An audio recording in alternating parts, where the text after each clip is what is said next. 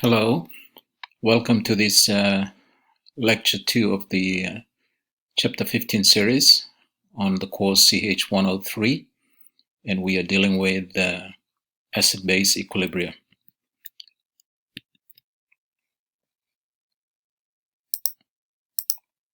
So in this video, I'm going to go into the buffering capacity and titration curves. So what is the definition of buffering capacity? If you have a buffer, basically how does a buffer act? What it does is that it controls the amount of protons or hydroxide in the system by reacting with those in order to keep the pH pretty much constant. So that's what a buffer capacity is. It is the amount of protons or hydroxide ions that a buffer can absorb without significant change in the pH. And this essentially is governed by the magnitude of these two species. When we're talking about an acidic buffer, it'll be the acid concentration and the conjugate base of the acid, which is the anion. And if you're dealing with the base, it'll be the concentration of the base and the conjugate acid. So we'll look at some example of that. So one example is given here. Calculate the change in pH that occurs when 0.01 mole of gases HCl is added to 1 liter with solution containing 5 molar acetic acid, this is acetic acid, and 5 molar sodium acetate. So this is a mixture of a buffer. You can recognize that. So it is the acid,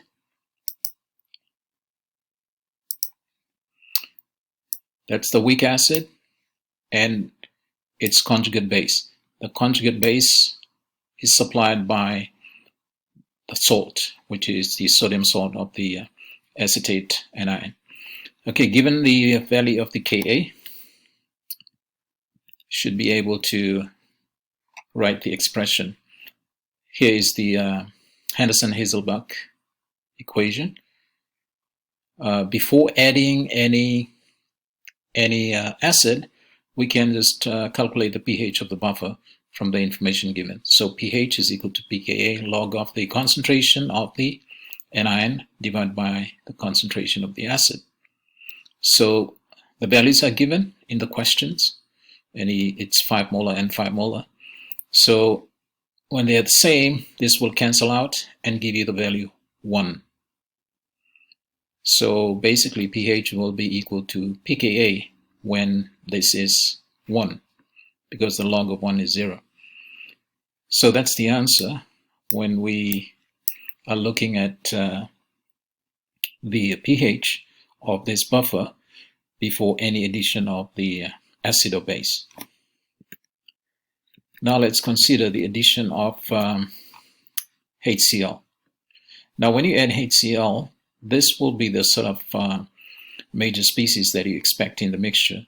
It'll be the molecular acid, the sodium ions from the sodium acetate and the acetate ion, and plus this acid that comes from HCl that is added, and water.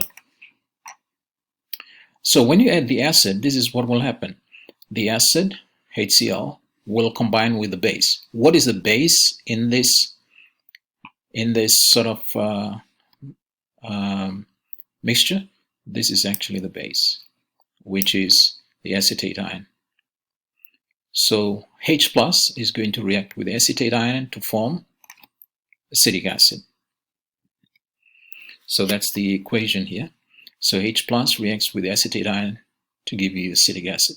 So remember, this is the H plus that we are adding into a buffer. So in other words, we are testing how good the buffer works. So when we are treating this, Acetic acid is a weak acid. So when we come across this interaction between the hydrogen ions and the when you add HCl, HCl is going to interact with the acetate ion, and it will form the acetic acid. So if you add 0.01 mole of H plus, it will convert 0.01 mole, that is a 1-to-1 ratio of acetate to acetic acid. So that's what we essentially are expecting in this system. So you're adding 0.01 mole. Now, because we are dealing with a 1 liter volume, that's why this can simply become the concentration, because you divide this quantity by 1 liter, it becomes 0.01 molar. So before the reaction, if you have 0.01 molar of H plus, and then these are the initial, it's 5 molar of the acetate and 5 molar of the acid. After the reaction, this will all be consumed, because this is a normal acid base, and this will react stoichiometrically. So if all of this is consumed, it'll be 0, and this one will be 0.01 less. So you minus 0.01, that gives you 4.99, and this one will be 0.01 more, so it'll be 5.01. So here's the scenario after you add 0.01 mole, which becomes molar, of strong acid HCl. It will change the concentrations of these two species. And I'd like you to note that these two species are basically the species that are in the buffer system.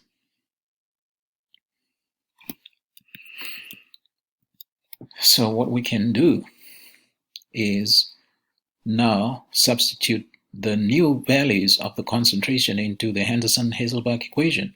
So this is 4.74 pKa, and now its concentration of acetate is 4.99, and acetic acid is 5.01, and that, if you round off, still comes to about 4.74. So in other words, what we're saying, when you add 0.01 molar of or mole of HCl, there's hardly any change in the pH.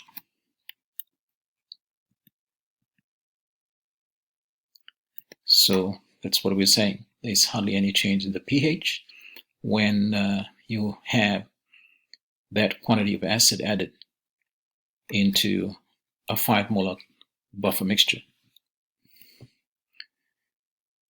So how does the buffer work in terms of neutralizing the acid? So we look at that previous example and we see that when the concentration of the buffer mixture, that is HA and A minus, are almost equal. So in other words, the ratio of A minus in that log term HA, okay, that was equal to 1. Notice that when we did that calculation, there were 5 molar and 5 molar. So in other words, the optimal buffering capacity or buffering function of a mixture is when you have these two concentrations equal. So in other words, when the ratio is 1. So that basically is what buffer capacity refers to. When the ratio of the conjugate base to the acid is at 1, that is when it really has a greater capacity to resist any change when it whether it'll be a strong acid to be added or a strong base.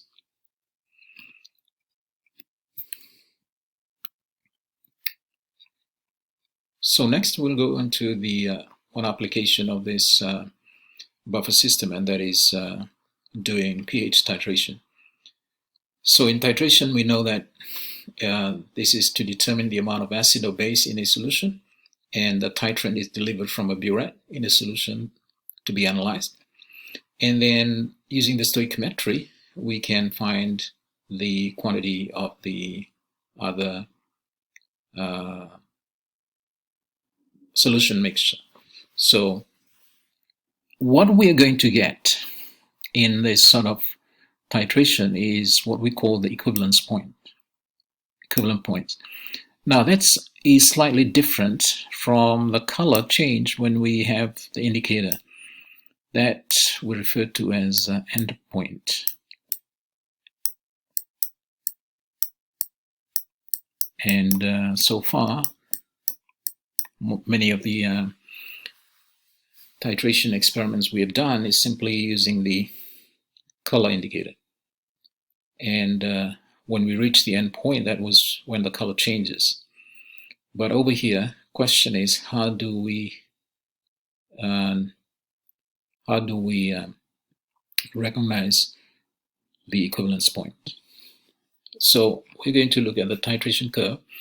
The titration curve that is plotted is basically the pH versus the quantity of solution, the pH of the solution being analyzed versus the amount of the titrant added. So let's consider a strong base and strong acid titration. So in a strong base, strong acid, this will be the net reaction. H plus plus OH giving you H2O.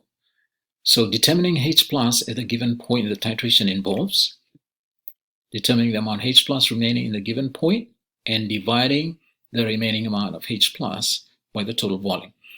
The reason is that when we are discussing pH, remember pH is equal to minus log concentration of H plus. So that's why we have to first determine the quantity, that is the mole of H plus, and once you find mole, you have to divide that by the volume to give you the concentration, because that is what we will apply in the pH equation. Okay, just before we move on to the next determination, we can conveniently work in millimole quantity. So 1 millimole is essentially 10 to the minus 3 mole. But when we define molarity in terms of millimoles per milliliter, that essentially has the same ratio or the same value to the moles per liter relationship.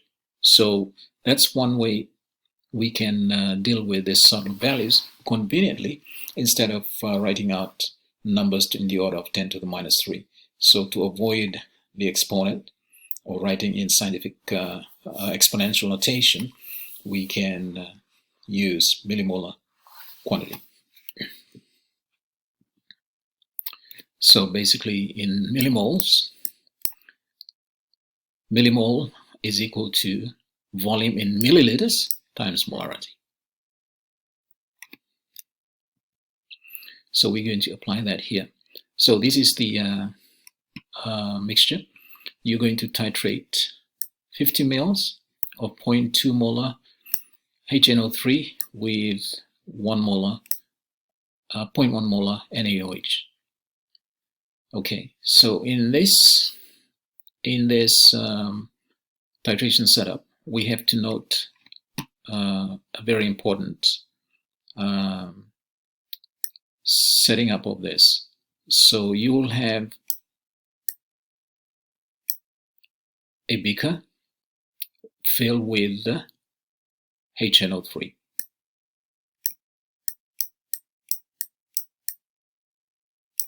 Okay, and then you are going to place the pH meter in this beaker, and this pH meter is connected to the readout, which is the pH. Okay, so pH meter can be connected to the power supply or even operated by a battery, and then you can do this reading. But on the other side, let me just, you're going to have the burette. So this burette is going to be where base is added. So essentially what you're going to do, the pH meter is immersed in this solution of the acid, and it will be reading the pH before you even start the titration, and every time you're going to add the volume of the titrant into the beaker. So we will add, usually we will add increments of say 5 ml or 10 ml. So at every increment you're going to be measuring the pH. That's the nature of this experimental measurement. So in the first calculation here, if 10 ml or 0.1 molar NaOH is added. So when we are doing this, it's best to set it up in the tabular form, similar to the ICE, but notice that this one will be the before and after in the calculation. So in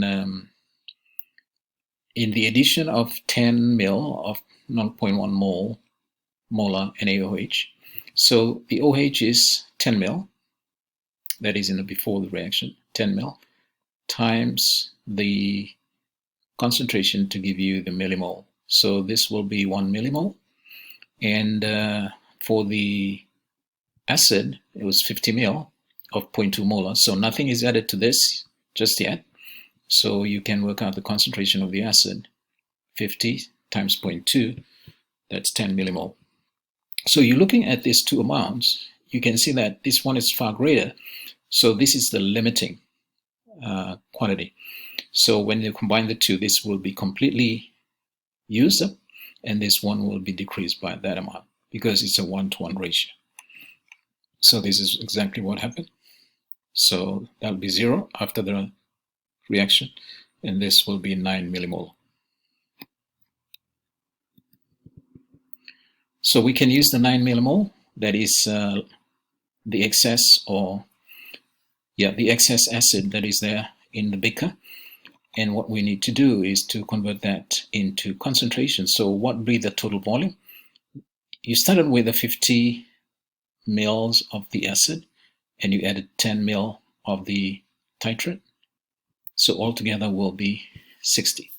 So 9 divided by 60, and that will give us this concentration. So once you have that concentration of H+, you can find the pH, which is 0.82. So after the first addition of 10 ml, that's the pH. Now let's go to the addition of 20 ml and do the same calculation. So again, we set it up in our equation in the tabular form. H plus OH. OH is going to be 20 times 0.1, and H plus still the beginning, 50 times 0.2. That's 10 millimole. This one is 2 millimole. So do the subtraction from what was consumed. 10 minus 2 is 8, and this will be all consumed because that's still limiting. So now, after, you can work out the concentration from here. That's the concentration of H plus is 8 divided by 50 plus 20. Now it's 70 ml. So it'll give us this concentration, 0.11, and that's pH 0.94. So you see the changing in the value. We started off with first, before addition is, sorry, the first addition of 10 ml, 0.8. Another 10 ml, which is a total of 20 ml, 0.942. So you'll see this trend continues. When 50 ml, total of 0.1 molar NaOH is added, the pH will be 1.301. So we are not doing the detailed calculation, but just to showing you the value. So it's increased to 1.301. Now what about the next one? When 100 ml. So when 100 ml of NaOH added, notice the quantity that we are using here. It is going to be 100 times 0.1 for NaOH, and the initial amount, as we know, is 50 times 0.2. Look at this amount, 10 and 10. So when you have 10 millimolar and 10 millimolar, it will, okay, sorry, my value here is 0.1 and 0.1. It should be 10 and 10. So what will come up to is this. When you subtract the 2, it's going to be 0. When you subtract the 2, it's going to be 0. So what will happen is that there will be no H plus, or there will be relatively 0 H plus and 0 OH minus in the system, and all you have is the H2O plus the salt, that is NaONO3. So what will happen to the pH? pH is going to be neutral at 7. When we reach that point, this is what we call the stoichiometric point. What is the stoichiometric point? It is the equivalence point where the moles of base and moles of acid are exactly the same. So there is no other species dominant in there except water and the sodium and the nitrate. So that's why the overall pH is going to be 7. So at 7, pH is what we call the equivalence point. Okay, what about if we add still some more base? In this case, 150 ml. Let's do the calculation for 150 ml. So the initial is still 10 millimolar. 150 times 0.1, that's 15. So definitely this one is now going to be excess. So this one becomes 0 because you are going to react all of that. And what is left is 5 millimolar. So now the excess is, instead of acid, is OH. So what is the concentration now? So you're going to divide the mole, which is what we found, with by the total volume.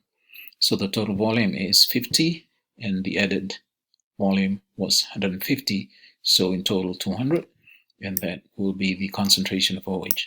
Notice that we want to determine the pH. This is OH, so we will need to find a H plus concentration. How do we do that? We're using Kw. That's a Kw expression. So rearrange and find H plus, and you get a pH 12.40. So now, after reaching the endpoint, you see that it begins to increase 12.40, or it continues to increase 12.40. But let's say you add 200 ml. So another 50 extra ml from the last calculation. So if it's 200 ml, the total volume, of NaOH is added, it is 12.60. So in other words, now you're approaching a constant value or plateau. So how does it look? This is how it will look. The curve is what we call a sigmoidal curve, and this is the S shape, and this is the beginning of your titration, and that's the end of titration, and right in the middle here is what we call the equivalence point. Right at this point here is the equivalence volume, which we calculated to be 100 ml of the sodium hydroxide solution. And this is the pH at equivalence point. So I want you to note that when you have a strong acid and a strong base titrated, your equivalence point is going to be a neutral pH.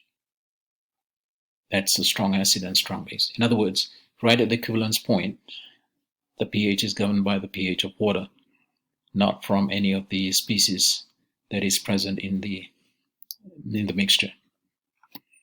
All right. So the last two values were 12.4 and 12.36. These are the values that begins to plateau above here. And also, from here on, beyond this, you find the excess of OH in this region. And the region here down below, that's the excess of H+.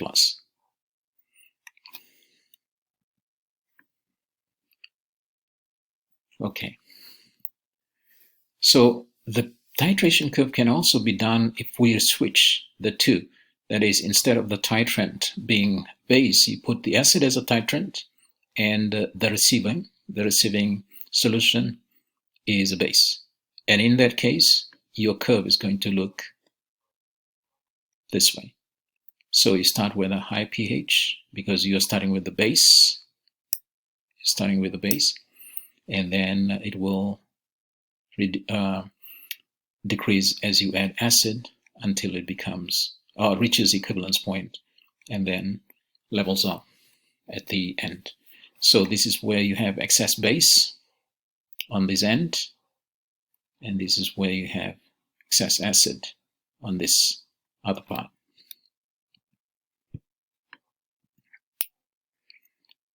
Now, let's look at the problem of a titration curve when you're using weak acid and a strong base. So there are two very important concepts that you have to consider when you're looking at weak acid and strong base. First is the stoichiometric. We already dealt with that, what we saw in the previous problem from the strong acid, strong base. And the other is this, equilibrium. So we cannot just follow what we did from the strong acid, strong base. We have to account for the equilibrium, and that is very important in this part of our discussion. So an example here is you are titrating a weak acid, that is hydrogen cyanide or hydrocyanic acid, and you're going to titrate that with the strong base. So this is a weak acid and a strong base. So these are the quantities: 50 ml of 0.1 molar, that is the receiving solution of hydrogen cyanide, and 0.1 mol of sodium hydroxide is going to be the titrant added from the burette. So question is, calculate the pH at these three different points. When 8 ml is added, that is 8 ml of sodium hydroxide, at halfway point of the titration will show that, and then equivalence point. All right. Let's look at the first one, 8 ml. So what we can do is draw up the table to show the reaction between the acid and the added base. So this is the initial quantity of acid, 50 ml, times the concentration, so that's the number of moles, 50 millimole. And this is the added base, 8 to the concentration, which is 0.1, and you get 0.8. So really, you know that this one is limiting, so this one will be in excess, so you take the difference. You'll be left with 4.2, and this one is 0, but now you have 0.8. So I'd like you to note what happens now. We are going to be considering or focusing on the concentration of this conjugate base species. Why?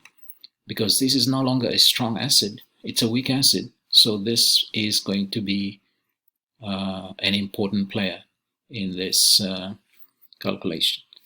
So if this is the amount that is used up, 0.08 mole, this will be the amount formed, which is 0.8. Okay, so when we have that, what do we need to do in order to calculate the pH? We need to find out the concentrations. So here we're going to do the same setup as we do in the ICE.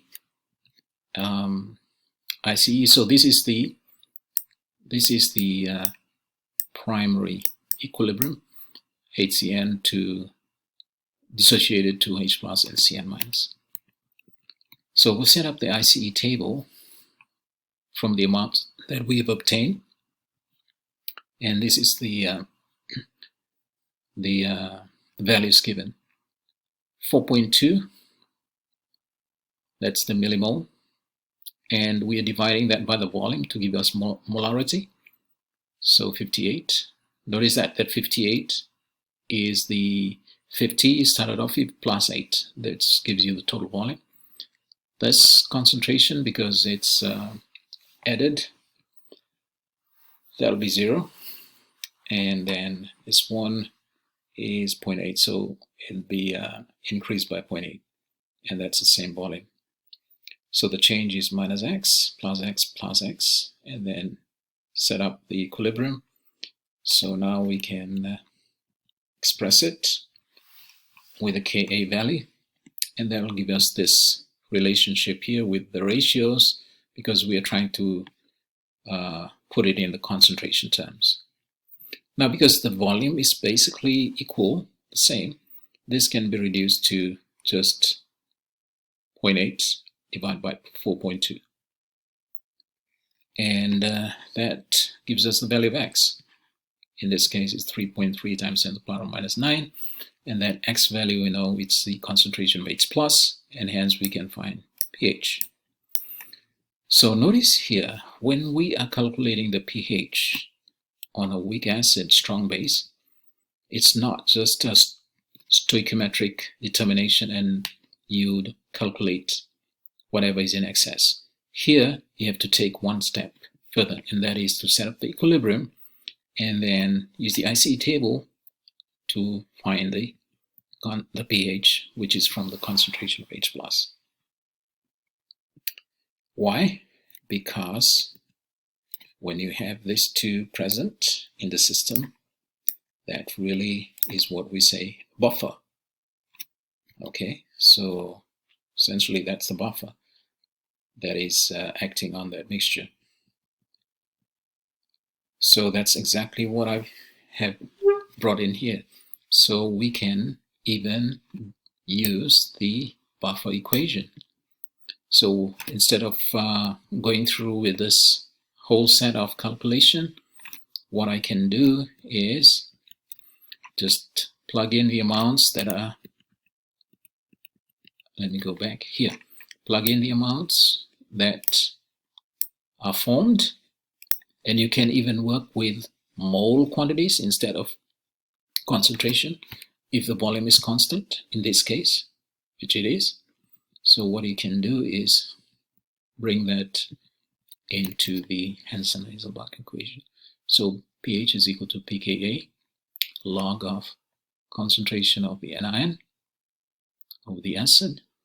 So I've converted the pKa, the Ka to pKa, that's 9.21, and log of, notice that Cn minus is 0.8 and HCN is 4.2. These are millimole quantity, and I can use that because the volume are the same. And what do we get?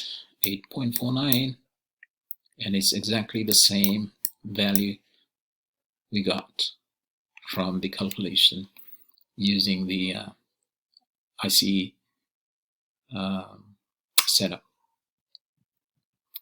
Okay, next is what about half point of the titration? Let's look at the initial initial quantity. So initial quantity of the acid is this 50 and 0.1 molar, so that's the total. So if it's halfway point, we are talking about half of that, 2.5. So we can do this calculation, volume of NaOH in milliliters, because we know the concentration is 0.1 and millimole is 2.5. So that will bring us the volume. So if you calculate the volume, it'll be 25 mil. So in the 25 mil at halfway point, it is actually the point where these two concentrations are equal. So when we have those two concentrations are equal, remember I mentioned these are the buffer mixture. And if two are equal, that means the ratio of these two will be 1. Therefore, pH will be equal to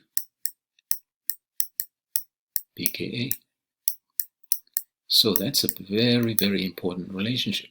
So at halfway point in that titration curve, you will get this relationship, pH is equal to pKa. What about equivalence point? At equivalence point, all the species, that is all the acids and base, are neutralized and be converted just to the salt. So the salt will be this. So salt and water are present. So sodium cyanide, the salt, which is in these ions, cyanide ions, and the sodium ions. So we know that this one is the base or conjugate base of our weak acid, is going to be acting against water by a hydrolysis process. So it'll attack water and break it. So that will determine the pH of the overall solution mixture. So we know the pKa, that's 9.21. And let's come to the setup. So this time, this is all CN species. So we'll work out the quantity formed in the mixture of CN minus, and then write this in the normal equilibrium expression. So let's work out the concentration of CN. So in total, you will have consumed all the 5 millimole of HCN that you began with. So that 5 millimole will all be converted to CN minus. So let's work out this 5 millimole.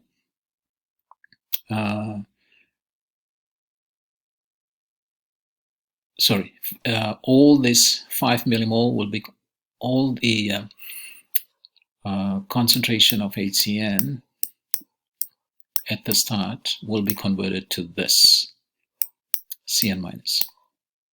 So what was the concentration at the start? It'll be 5 millimole. So the 5 millimole is converted, but now notice the volume. You're no longer sitting at the same volume. You've added another 50 mil. So the total volume is 100 mil. So you end up with CN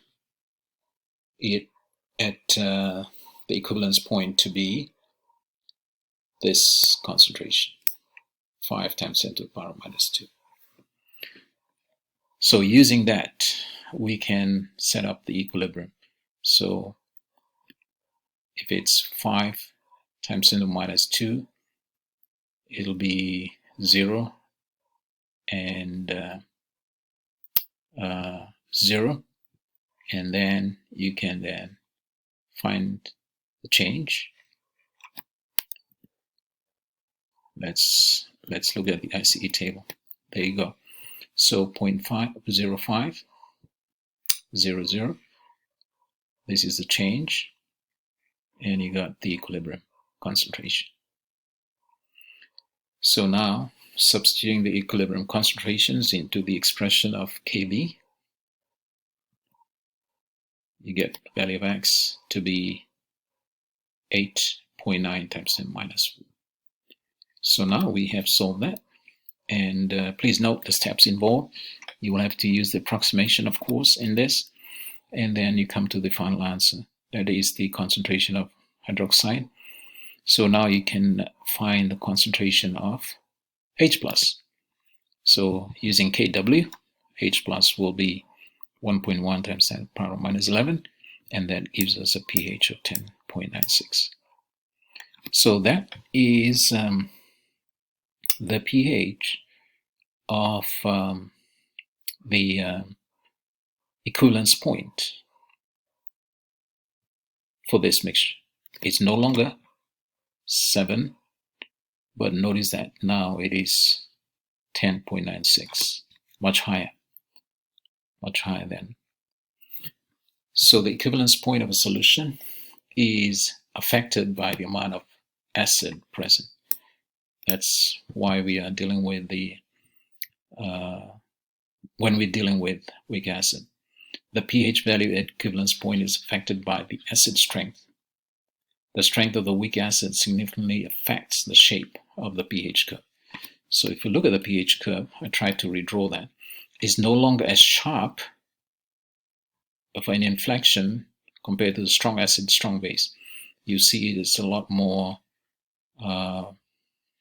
a slow rise and then plateaus.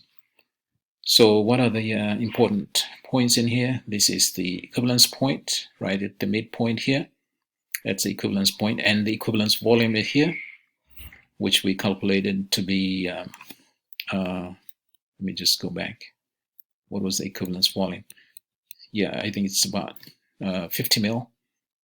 50 mil. Okay, so that's a 50 mil in this problem that we were looking at. And notice that at half of VEQ, is somewhere here that I've shown here. That is where the pH is equal to pKa. So pH is equal to pKa plus log of the anion over the log of the acid, Ha. So what we are saying at this point here, half VQ, that's when the concentration of this and this are the same. So this ratio is equal to 1. So if you take the log of 1 is 0, you'll end up with this. pH is equal to pKa. So very important point that dealing with the buffer mixture, dealing with this sort of weak base, weak acid, strong base mixture, you have a pH is equal to pKa region right here, a point, and then the equivalence point, and then this is where you have the excess of the base that is in the system. All right. Let's go to the next slide. So when we are looking at the different strengths of the acid, for very strong acid, you're looking at a very sharp equivalence point. So the inflection here is so steep in its slope. But when you are getting weaker and weaker in the acid, you see that the slope becomes drawn out or becomes smaller as the acid becomes weaker. So essentially this is weak acid 10 to the minus 2, and right here is 10 to the minus 10. So the shape of the curve, you will see they are coming to the same sort of equivalence point, but you notice that the rise to the equivalence point is essentially increasing and more leveling off. So you don't see much of an inflection when you have a very, very weak acid.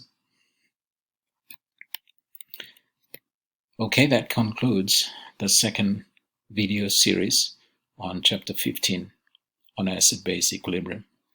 Thank you.